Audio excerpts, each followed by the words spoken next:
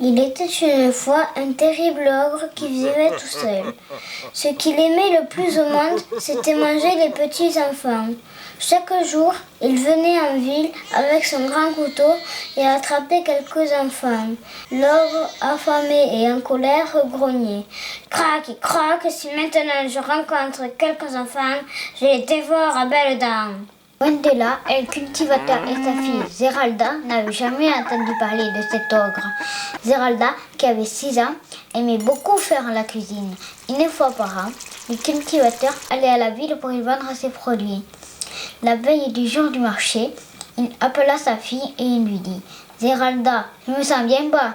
Jamais je ne pourrai aller au marché. Il faudra que tu y ailles à ma place. » Au petit jour, Zeralda partit pour le marché avec ses provisions.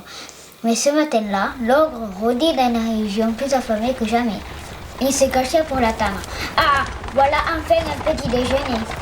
Au moment de sauter sur elle, il glissa et tomba lourdement sur le chemin. « Oh, pauvre homme !» s'écria Zeralda. « Grrr, j'ai tellement faim !» gémissait l'ogre. « Ce pauvre homme meurt de faim !» pensa Zeralda, et elle commença à cuisiner. Et l'ogre retrouva ses esprits et le goût de tous ces plats était si nouveau pour lui qu'il ne pensait même plus à se régaler de son plat favori, les petits enfants. « Très chère petite fille, lui dit-il, j'ai un château. Je te donnerai une fortune si tu veux venir chez moi et me faire la cuisine. » Zeralda réfléchit quelques instants puis elle accepta. Elle composait les menus les plus fabuleux. Choucroute garnie, pâté en croûte, côtelettes sur lit d'aspic truffé, pompano Sarah Bernard, sauce raspoutine, dinde de jeune fille, croque-fillette sur des lys et des ogres. On organisa des banquets pour les ogres et les ogresses du voisinage.